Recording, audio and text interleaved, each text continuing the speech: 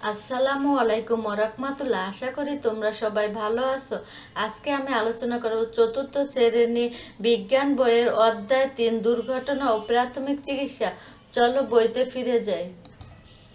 অধ্যায় 3 দুর্ঘটনা ও প্রাথমিক চিকিৎসা। 1 নম্বরে দৈনন্দিন জীবনের দুর্ঘটনা। সুস্থ থাকার পাশাপাশি আমাদের দেহে সুরক্ষা প্রয়োজনীয়। নানা রকম দুর্ঘটনার কারণে আমাদের জীবনের সুরক্ষা নষ্ট হয়। এখানে কিছু দুর্ঘটনার চিত্র দেখতে পাইতেছি আমরা। চলো নিচের ছকটি পূরণ করি। আমাদের জীবনে ঘটে যাওয়া দুর্ঘটনা, আমার দেখা দুর্ঘটনা, অন্যের দুর্ঘটনা। চলো ছকটি পূরণ করে আসি। আমার জীবনে ঘটে যাওয়া দুর্ঘটনা: সাইকেল থেকে পড়ে গিয়ে হাত ছিলে যাওয়া, গরম চা হাতে পড়ে চামড়া লাল হওয়া। আমার দেখা দুর্ঘটনা: রাস্তায় রিক্সা উল্টে যেতে দেখা, সহপাঠীর ফুটবল খেলতে গিয়ে পা মচকে যাওয়া। অন্যান্য দুর্ঘটনা: কালবৈশাখী ঝড়ে গাছ পড়ে যাওয়া, অতিবৃষ্টির কারণে জলাবদ্ধতা ও বিদ্যুৎ স্পষ্ট হওয়া। চলো বইতে ফিরে যাই। বিভিন্ন সময় আমাদের জীবনে বিভিন্ন ধরনের দুর্ঘটনা ঘটে, যেমন শরীরে কোনো অংশ কেটে যাওয়া, হাড় ভেঙে বা মচকে যাওয়া, আগুনে পুড়ে যাওয়া, সাপে কাটা, পানিতে ডুবে যাওয়া, বিদ্যুতায়িত হওয়া ইত্যাদি। দুর্ঘটনায় সাধারণভাবে যা যা ক্ষতি হয় সেগুলো নিজে নিজে ভেবে এবং সহপাঠীদের সাথে আলোচনা করে নিচে ডায়াগ্রামে শূন্যস্থানটি লিখি। চলো আমরা একটা শূন্যস্থান লিখে আসি। শারীরিক আঘাত ও রক্তপাত: শরীরে কোনো অংশ কেটে যাওয়া বা ভেঙে যাওয়া। মানসিক ড্রামা: দুর্ঘটনার পর দীর্ঘ সময় ভয় পাওয়া বা আতঙ্কিত থাকা। সম্পদের ক্ষতি: ঘরবাড়ি, যানবাহন ও প্রয়োজনীয় জিনিসের ক্ষয়ক্ষতি। অক্ষমতা: শরীরে কোনো অঙ্গ অকজ হয়ে যাওয়া। চলো বইতে ফিরে যাই। সারসংক্ষেপ: দুর্ঘটনা আমাদের জীবনে স্বাভাবিকতা ও নিরাপত্তা ব্যাঘাত ঘটে। এর ফলে আমাদের স্বাস্থ্যের ক্ষতি হয়, কখনো এতে মৃত্যুরও ঝুঁকি থাকে। দুর্ঘটনার ক্ষতি সম্পর্কে আরও কিছু জানি। গাছ থেকে পরে আঘাত লেগে আমাদের দেহে কোনো অংশ কেটে বা ভেঙে যেতে পারে, ফলে অঙ্গহানি, রক্তপাত, এমনকি মৃত্যু হতে পারে। পানিতে ডুবে গেলে শ্বাস বন্ধ হয়ে আমরা মৃত্যুর মুখোমুখি হতে পারি। আগুন লাগলে শরীরের নানা অংশ পুড়ে যায়, গভীর ক্ষত সৃষ্টি হয়, এমনকি মৃত্যু হতে পারে। সাপের কামড়ে মৃত্যুর ঝুঁকি থাকে। সাপের বিষ রক্তে মিশে গিয়ে শ্বাসকষ্ট ও অঙ্গপচন সৃষ্টি করতে পারে। রোগীর পক্ষাঘাত হতে পারে। অতিরিক্ত হলে আমাদের দেহে ত্বক, পেশি, স্নায়ু, হৃৎপিণ্ড ও ফুসফুসের ক্ষতি হয়, এতে মৃত্যুর ঝুঁকি থাকে। সড়ক দুর্ঘটনায় অঙ্গহানিও ঘটে, কখনো মৃত্যু হয়। দুর্ঘটনামুক্ত থাকতে সতর্ক জরুরি। সতর্ক থাকলে দুর্ঘটনার ক্ষতির পরিমাণ কমে আসবে। দুর্ঘটনার প্রতিরোধ সতর্কতা: এখানে একটা ছক আছে, চলো আমরা ছকটি পড়ে দুর্ঘটনার ধরন বা প্রতিরোধের সতর্কতা। চলো ছকটি পূরণ করে আসি। দুর্ঘটনার ধরন, প্রতিরোধের সতর্কতা: গাছ থেকে পড়া: শক্ত ডাল ধরে সাবধানে ওঠা এবং ভেজা গাছে না ওঠা। আগুন বা তাপে পোড়া: ম্যাচ বা লাইটার নিয়ে খেলা না করা, আগুনে খুব কাছে না যাওয়া। পানিতে ডোবা: বড়দের সাহায্য ছাড়া একাই পুকুরে বা নদীতে না নামা। সাঁতার শেখা। সড়ক দুর্ঘটনা: রাস্তা পারাপারে ফুট ওভার ব্রিজ ব্যবহার করা বা ডানে বামে দেখে চলা। সাপে কাটা: ঝোপঝাড়ের কাছ দিয়ে হাঁটার সময় লম্বা লাঠি বা টর্চ ব্যবহার করা। ত্বরিত হওয়া: ভেজা হাতে বৈদ্যুতিক সুইচ না ধরা, ছেঁড়া তার স্পর্শ না করা। চলো বইতে ফিরে যাই। পরবর্তী সারসংক্ষেপ: সতর্ক থাকলে আমাদের সহজে দুর্ঘটনা থেকে বাঁচতে পারি, তাই এই সতর্কমূলক প্রতিরোধ ব্যবস্থাগুলো জানা বা তা মেনে চলা জরুরি। দুর্ঘটনা প্রতিরোধ সম্পর্কে আরও কিছু জানি। খেলার সময় আঘাত: এরকম আঘাত থেকে রক্ষা পেতে হলে খেলার সময় অন্যদেরকে দেখে দৌড়াবো বা কাউকে ধাক্কা দিব না। অন্যদেরকে এ ব্যাপারে সতর্ক করতে হবে। কেটে যাও: ছুরি, কাঁচি বা ধারালো কিছু ব্যবহার করতে গিয়ে অনেক সময় আমাদের হাত বা শরীর কোনো অংশ কেটে যায়, তাই এরূপ আঘাত থেকে বাঁচতে ধারালো বস্তু ব্যবহারের সময় আমরা বড়দের সাহায্য নেব, এতে শরীরে কোথাও কেটে গিয়ে রক্তপাত হওয়ার সম্ভাবনা থাকবে না। গাছ থেকে পড়ে যাওয়া: বৃষ্টির দিনে কখনো গাছে উঠবো না, অন্য সময় সাবধানে গাছে উঠবো যাতে পড়ে না যায়। গাছে ওঠার সময় কাউকে কাউকে গাছের নিচে দাঁড় করিয়ে রাখবো।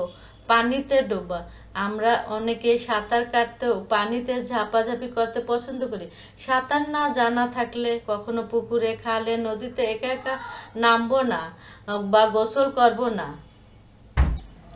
এই সময় অবশ্যই বড়দেরকে সাথে রাখবো, এতে পানিতে ডোবা যাওয়ার সম্ভাবনা থাকবে না। সাঁতার শিখেও পানিতে ডোবাজনিত দুর্ঘটনা প্রতিরোধ করা যায়। আগুনজনিত দুর্ঘটনা, খালি হাতে গরম কিছু ধরবো না। অনেক সময় বৈদ্যুতিক শর্ট সার্কিট থেকে আগুন লেগে যায়, এক্ষেত্রে বাড়ির বৈদ্যুতিক তার ও সংযোগের ব্যাপারে সাবধান থাকবো। দিয়াশলাইট, জ্বলন্ত বিড়ি বা সিগারেট ও চুলা ইত্যাদি থেকে ঘর, বাড়ি ও স্থাপনার আগুন লেগে যায়। অগ্নিকাণ্ড দুর্ঘটনা প্রতিরোধে দিয়াশলাইট বা আগুনের কোনো উৎস যেমন কুপি, হারিকেন, মোমবাতি ইত্যাদি নিয়ে খেলবো না। সহজে আগুন লাগে এমন কিছু যেমন কাগজ, কাপড়, কাঠ ইত্যাদি আগুনের কাছ থেকে দূরে রাখবো। এ ধরনের সতর্কতা অবলম্বন করলে দুর্ঘটনা ঘটার সম্ভাবনা কমে যায়।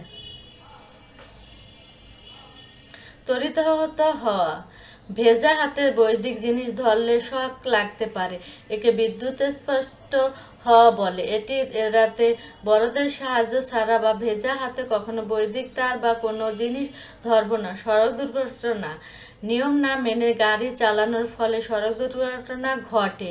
সব সময় ডান বা বাম দিকে লক্ষ্য করে সিগন্যালের বাতি দেখে সতর্কভাবে রাস্তা পার হব, এতে দুর্ঘটনা বহু অংশে প্রতিরোধ করা যায়।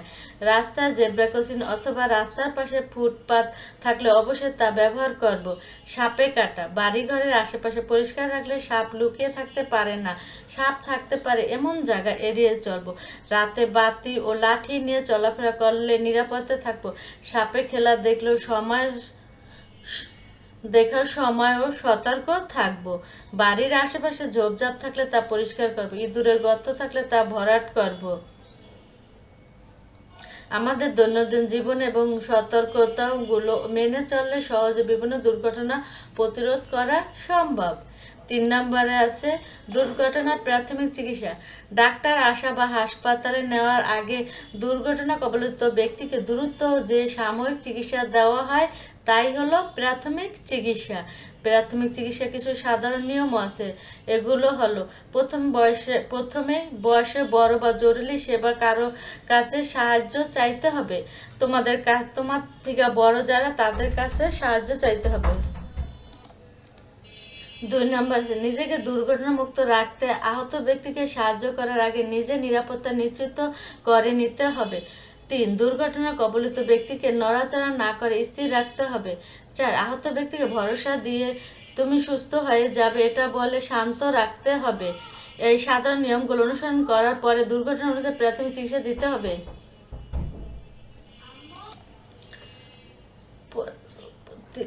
আছে হলো এখানে একটি ছক বা তালিকা আছে, দুর্ঘটনার নাম ও প্রাথমিক চিকিৎসা। চলো আমরা এগুলো লিখে আসি। দুর্ঘটনার নাম, গাছ থেকে পড়া। প্রাথমিক চিকিৎসা, আক্রান্ত স্থানে নাড়াচাড়া না করা, বেশি ব্যথা হলে দ্রুত ডাক্তার দেখানো। আগুন বা তাপে পোড়া, পোড়া স্থানে অত্যন্ত 10 থেকে 15 মিনিট প্রচুর ঠান্ডা পানি ঢালা। পানিতে ডোবা, পানি থেকে তুলে পেটে চাপ দিয়ে পানি বের করা এবং কৃত্রিম শ্বাস দেওয়া। সড়ক দুর্ঘটনা, রক্তপাত বন্ধে পরিষ্কার কাপড় দিয়ে ক্ষতস্থান চেপে ধরা ও হাসপাতালে নেওয়া। সাপে কাটা, আক্রান্ত স্থানে স্থির রাখা এবং ওঝার কাছে না গিয়ে দ্রুত হাসপাতালে নেওয়া। চলো বইতে ফিরে যাই। সারসংক্ষেপ, দুর্ঘটনা কবলিত ব্যক্তিকে দ্রুত প্রাথমিক চিকিৎসা দিলে তা ওই ব্যক্তির জীবনহানির সম্ভাবনা কমিয়ে দেয়। তাই আমাদের সবারই কিছু প্রাথমিক চিকিৎসা জানা দরকার। দুর্ঘটনার প্রাথমিক চিকিৎসা সম্পর্কে আরও কিছু জানি। গাছ থেকে পড়ে বা খেলতে গিয়ে বা অন্য কোনোভাবে আঘাত পেলে সঙ্গে সঙ্গে আঘাতের জায়গায় বরফ লাগাতে হবে। এসব দুর্ঘটনা কোনোভাবে হাড় ভেঙে বা মচকে গেলে ভাঙ্গা হাড়ের নিচে একটি কাঠের টুকরা সাপোর্ট দিয়ে বেঁধে দিতে হবে। এরপর দ্রুত চিকিৎসকের পরামর্শ নেওয়া দরকার। শরীরে কোনো জায়গা কেটে গেলে তা প্রথমে তুলা বা জীবাণুনাশক দিয়ে মুছে পরিষ্কার করতে হবে। তারপর ওই জায়গা তুলা ও পাতলা কাপড় দিয়ে বেঁধে রক্ত পড়া বন্ধ করতে হবে। আগুনে পুড়ে গেলে পোড়া জায়গায় 10 মিনিট পরিষ্কার ও স্বাভাবিক তাপমাত্রা পানি ঢালতে হবে। তারপর ক্ষতস্থানে তেল বা ক্রিম লাগাতে হবে, কোনোভাবে যেন ফোসকা না পড়ে সেদিকে খেয়াল রাখতে হবে। ফোসকা পড়ে গেলে তা কখনো গলানো যাবে না। কারো বৈদ্যুতিক শক লাগলে প্রথমে তাকে বৈদ্যুতিক বিদ্যুতের উৎস থেকে বিচ্ছিন্ন করতে হবে। মেইন সুইচ বন্ধ বা বৈদ্যুতিক প্লাগ খুলে এটা করতে হবে। একা শুকনো কাঠ বা বাঁশ ব্যবহার করা হয়। প্লাস্টিকের মাদুর, কাঠের টুকরা, মোটা কাগজ এবং চটের রাস্তা উপর দাঁড়িয়ে এই কাজটি করতে হয়। এই সময় কোনো বিদ্যুৎ স্পষ্ট ব্যক্তি ধরা বা ছোঁয়া যাবে না, এতে উদ্ধারকারী বিদ্যুৎ স্পষ্ট হয়ে পড়বে। রোগীর শ্বাস প্রশ্বাস ও নাড়ি স্পন্দন ও ক্ষত পরীক্ষা করে লক্ষণ অনুযায়ী ডাক্তারের কাছে না নেওয়া পর্যন্ত প্রাথমিক চিকিৎসা চালিয়ে যেতে হবে। পরবর্তীতে সাপে কাটা ব্যক্তিকে যথাসম্ভব নড়াচড়া না করে স্থির রাখতে হবে। কাটা ক্ষত স্থান বুকের উচ্চতা থেকে নিচু রাখা জরুরি। কাটা জায়গায় একটু উপরে কাপড়, ফিতা বা দড়ি দিয়ে শক্ত করে বেঁধে দ্রুত চিকিৎসার পরামর্শ নিতে হবে। কেউ পানিতে ডুবে গেলে ওই ব্যক্তি পানি থেকে উদ্ধার করে তার শ্বাস প্রশ্বাস স্বাভাবিক করার চেষ্টা করতে হবে। এর জন্য কিছু নির্দিষ্ট নিয়ম অনুসরণ করা হলো। এগুলো হলো: পানি থেকে তুলে আনা রোগীকে চিৎ করে শুয়ে পেটে চাপ দিয়ে পানি বের করে নিতে হবে। এরপর ডানের ছবির মতো থুতনির উঁচু করে ধরতে হবে। এখন রোগীর নাক চেপে ধরে মুখে মুখ লাগিয়ে তার বুক ফুলে না ওঠা পর্যন্ত ফু দিয়ে যেতেই হবে। এরপর ডানে দেখানো ছবির মতো রোগীর বুকের মাঝখানে হাত রেখে 30 বার নিচের দিকে চাপ দিতে হবে এবং এই সময় বুকের উচ্চতা যেন 1/3 দেবে যায় সেদিকে খেয়াল রাখতে হবে। রোগীর শ্বাস প্রশ্বাস স্বাভাবিক চিকিৎসকের কাছে না নেওয়া পর্যন্ত এভাবে ফু দেওয়া ও বুকে চাপ দেওয়া চালিয়ে যেতে হবে। প্রাথমিক চিকিৎসা দেবার পর অবশ্যই যে কোনো ধরনের দুর্ঘটনা কবলিত ব্যক্তি চিকিৎসকের কাছে নিয়ে যথাযথ চিকিৎসা ব্যবস্থা করা জরুরি। 4 নম্বর, বিশেষজ্ঞ পরামর্শ গ্রহণ। এখানে একটি ছক আছে, ছকটি পূরণ করে আসি। লক্ষণ, বিশেষজ্ঞ ধরন: বুকে ব্যথা ও চাপ অনুভব করা, শ্বাসকষ্ট, ঘাম হওয়া, হৃদরোগের বিশেষজ্ঞ। চোখে ঝাপসা দেখা বা চোখে লাল হয়ে পানি পড়া, চোখ বিশেষজ্ঞ। হাড় ভেঙে যাওয়া, তীব্র জয়েন্টে ব্যথা, অর্থোপেডিক্সের বিশেষজ্ঞ। শরীরে কোনো অংশে অস্বাভাবিক চামড়া রোগ বা চুলকানি, চর্মরোগ বিশেষজ্ঞ। চলো বইতে ফিরে যাই। সারসংক্ষেপ: দুর্ঘটনা বা আকস্মিক রোগ দেখা দিলে যে কোনো ক্ষেত্রে নিকটস্থ স্বাস্থ্যকেন্দ্র বা হাসপাতালে চিকিৎসক বিশেষজ্ঞ পরামর্শ নিতে হবে। দুর্ঘটনা ছাড়া কোনো সুস্থ ব্যক্তি হঠাৎ অসুস্থ বোধ করলে সঙ্গে সঙ্গে বিশেষজ্ঞ চিকিৎসা শরণাপন্ন হওয়া দরকার। বিশেষজ্ঞের সাথে পরামর্শের বিষয়ে আরও কিছু জানি। পূর্ববর্তী অধ্যায়ে আমরা বিভিন্ন রোগের লক্ষণ সম্পর্কে জেনেছি। দুর্ঘটনা যেমন হঠাৎ করে ঘটে, তেমনি কিছু কিছু রোগও হঠাৎ করে প্রকাশ পায়। দুর্ঘটনা ও আকস্মিক অসুস্থ উভয় ক্ষেত্রে চিকিৎসকের বিশেষজ্ঞ পরামর্শ নিতে হবে। আমরা কিছু কিছু আকস্মিক রোগের লক্ষণ সম্পর্কে জেনে রাখতে পারি যা আমাদের দ্রুত চিকিৎসা নিতে সাহায্য করবে। হঠাৎ অজ্ঞান হয়ে গেলে 10-15 মিনিটের মধ্যে জ্ঞান না ফিরলে নিউরোলজিস্টের কাছে নিয়ে যেতে হবে। বুকে বাম পাশে ব্যথা, বুকে চাপ অনুভব করা, শ্বাসকষ্ট, সহজে হাঁপিয়ে যাওয়া, ঘাম হলে হৃদরোগ বিশেষজ্ঞের কাছে যেতে পারি। হঠাৎ করে কথা জড়িয়ে গেলে, মুখ বেঁকে গেলে বা মানুষ চিনতে না পারলে হৃদরোগ বিশেষজ্ঞ দেখাতে পারি। পরবর্তীতে আছে অনুশীলনী। প্রথমে শূন্যস্থান পূরণ করি। চলো আমরা শূন্যস্থানগুলো পূরণ করে আসি। কথায় আছে দুর্ঘটনামুক্ত থাকলে ধ্যাস জরুরি, সতর্কতা জরুরি। ধ্যাস না জানলে পানিতে নামবো না, সাঁতার না জানলে পানিতে নামবো না। গ, ধ্যাস নিয়ে খেলা বিপজ্জনক, আগুন নিয়ে খেলা বিপজ্জনক। ঘ, দুর্ঘটনা কবলিত ব্যক্তিকে ধ্যাস রাখতে হবে, স্থির রাখতে হবে। প্রাথমিক চিকিৎসা ধ্যাস সম্ভাবনা কমায়, মৃত্যুর সম্ভাবনা কমায়। চলো বইতে ফিরে যাই। পরবর্তীতে 2 নম্বর আছে সঠিক উত্তরে টিক চিহ্ন দেই। 1 নম্বরে কোনটি দুর্ঘটনাজনিত ক্ষতি নয়? রক্তপাত, বদহজম, অঙ্গহানি, মৃত্যু ঝুঁকি। উত্তর বদহজম। কোন ক্ষেত্রে বিশেষজ্ঞ চিকিৎসা পরামর্শ নেওয়া প্রয়োজন? বৃষ্টি ভিজে সর্দি হলে, খাবার বদহজম হলে, খেলার সময় সামান্য আঘাত পেলে, না বুকে ব্যথার সাথে ঘাম হলে? উত্তর বুকে ব্যথার সাথে ঘাম হওয়া। 3 নম্বর ফানুস নিয়ে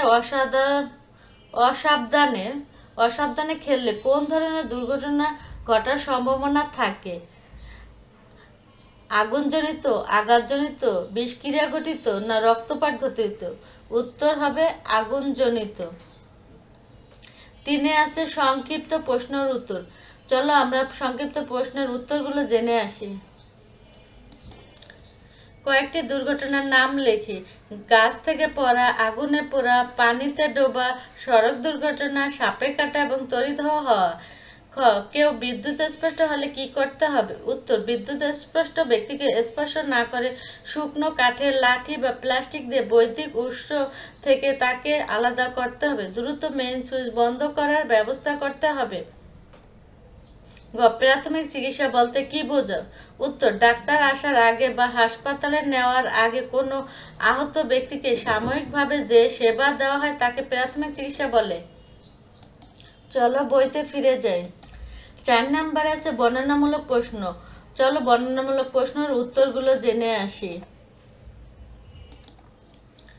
প্রাথমিক চিকিৎসার সাধারণ নিয়মগুলো কি কি? উত্তর প্রাথমিক চিকিৎসার সাধারণ নিয়মগুলো হলো নিজেকে নিরাপদ রাখা, যাতে সাহায্য করতে গিয়ে নতুন দুর্ঘটনা না ঘটে, আহত ব্যক্তিকে শান্ত রাখা এবং ভিড় কমিয়ে বাতাসে চলাফেরার ব্যবস্থা করা, রক্তপাত হলে তা বন্ধ করার চেষ্টা করা, জরুরি ভিত্তিতে ডাক্তার বা অ্যাম্বুলেন্স ডাকা। পানিতে ডোবা ব্যক্তিকে কিভাবে প্রাথমিক চিকিৎসা দিতে হয়? উত্তর পানিতে ডোবা ব্যক্তি প্রাথমিক চিকিৎসা ব্যক্তিকে পানি থেকে তুলে শক্ত সমতল স্থানে শুইয়ে দিতে হবে। মুখের ভেতর বালু বা ময়লা থাকলে তা পরিষ্কার করতে হবে। পেটে চাপ দিয়ে পানি বের করার চেষ্টা করতে হবে।